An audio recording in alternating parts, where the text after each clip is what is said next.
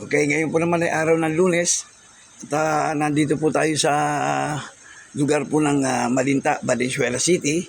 At ito po nakikita po ninyo ay isa lang po sa sample po ng bracket ng ng PLDT. Ayan, nakikita nyo .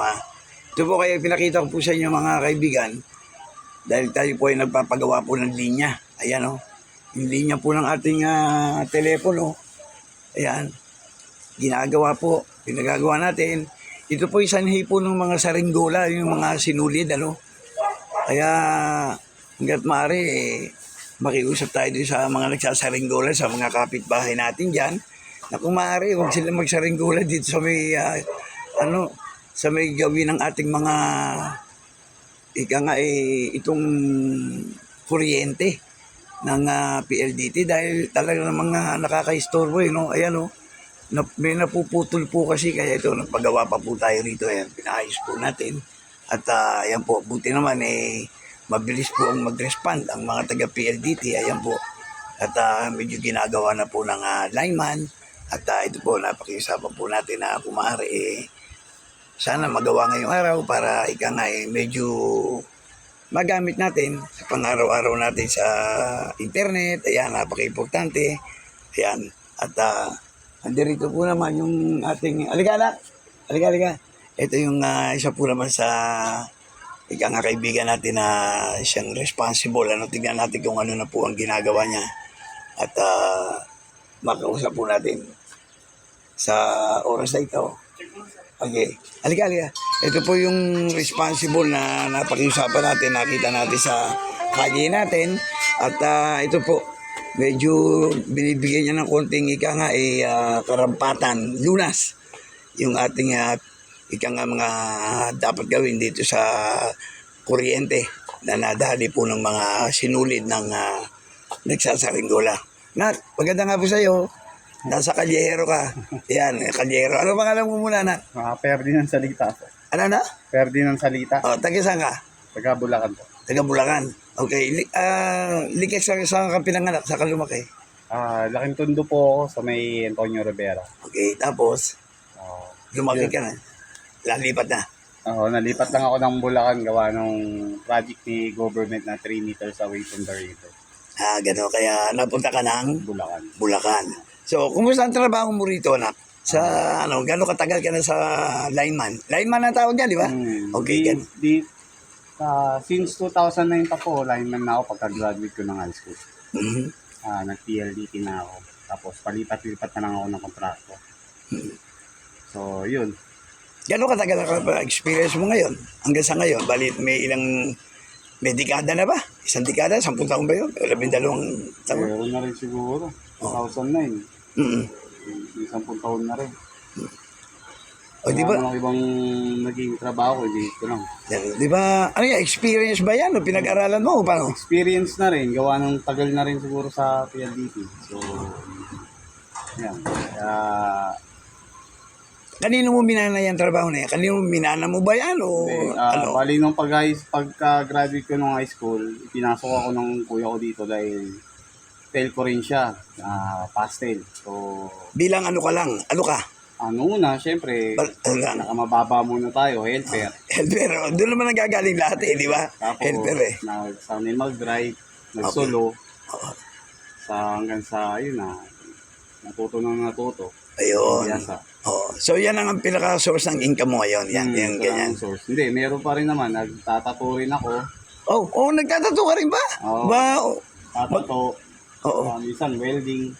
Marami. Hindi naman tayo pwede mag-base sa isang lang. Jack of all trades pala itong kaibigan natin dito, ba? Hindi lang pala isa lang pinagkakakitaan. Yan naman lang talagang Pinoy Hindi ka na kailangan umabroad pa para makaipon.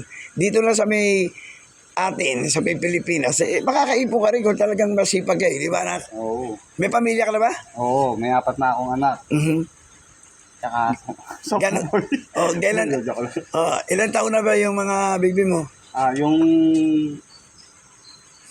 panganay ko, 10 taon, 5, 3, tsaka... May nag-aaral na ba? May mga nag-aaral na? Bali yung dalawang, yung panganay at saka yung sumunod. Puro elementary. Oo. O, kailangan nga pala talaga, hindi rin po pwede isang hanap buhay natin. Oo. Kayod talaga, kahit marino talaga, no? Kailangan mataguyod. Oo. Pero talagang ano, anak, mahirap yung trabaho mo kasi kahit na init, ulan, di ba? Kailangan. Kailangan. May pag sa ganitong larangan, kailangan responsable Sipag ka. lang, responsable ka. Oh. Hindi pwede yung patay-patay ka lang. Ano ba ang mga naging experience mo at nagkaroon ka ng mga problema sa ganitong trabaho? Nagka-problema ka na ba? O ano ba? Wala naman. Sa paggawa-gawa? Mostly, madalas naman, yung na-encounter naman. Kahit sinong technician, na-encounter yung init ng ulo ng subs sa amin na bubuntong. Pero normally na naman yun sa amin. Hindi naman kailangan patulan yung mga ganun. Kasi bilang customer, so, maintindihan namin sila. Pero ano, meron din makulit ha. Kumbaga sa ano baser. Di ba nakita mo, may mga baser no? Yung mga wala sa lugar di ba? Oo. Oo, Hindi naman maalis siya. oo, Hindi hindi- pag nag-iinit na ulo. Oo, di ba? Oo, di ba? Lalo ngayon mainit Di ba? Kaya lang, konting pasensya. Pag mainit ang ulo, pasensya na lang di ba? Ganun naman tayo Pinoy di ba? Oo. Konting unawa na lang. So ano ba ang masasabi mo sa trabaho mo? Meron ka pa bang iparating sa mga ano natin? Constituent natin ng mga nagpapagawa. Yun lang, yung sa mga subs namin dyan. Bawas init ulo muna. Kahit mahirap man ng panahon ngayon. Oh, may... Pa-high blood din kayo. Okay. Ito ang boss interview na po ito. Nagpapasalamat po sa iyo sa kanya kahit pa paano ito medyo ika nga nagagawa niya yung ating ika nga problema. Nagpapasalamat ako sa iyo kahit na ang boss interview to. Ano pangalan ulit na? Ferdinand Salita po. Ferdinand Salita, maraming salamat sa iyo ha. O yun, meron ka ba bang mababatiin? Baka may babatiin ka. Nabati ko yung mahal ko sa buhay. Oh, pangalan niya, hindi April. Oh, yan. Yung iba pa, kaibigan natin, katropa mo. Sige, pwede ka mag-shoutout. Binabati ko yung best friend ko, si Ken Rich. Salamat.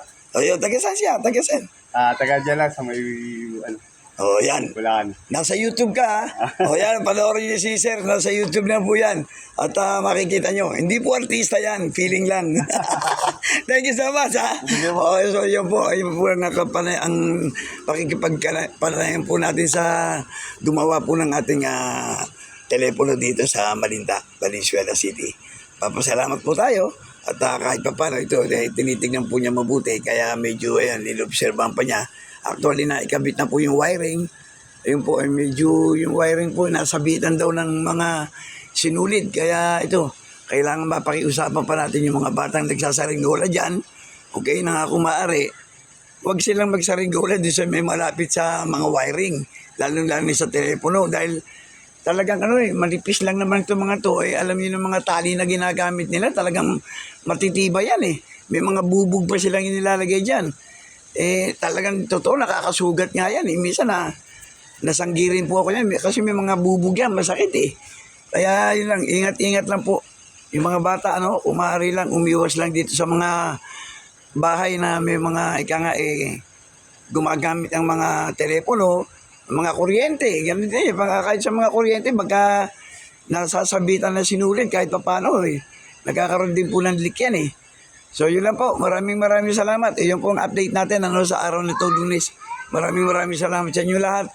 Hari nawa po naman huwag masabitan yung mga kuryente ninyo na sinulid ng mga nagsasarigulang bata sa oras na ito hanggang sa mga ibang araw pa. So ito po ang inyong Kalyero Ray Brasalona. Thank you very much. Happy Monday po. God bless us. Thank you so much.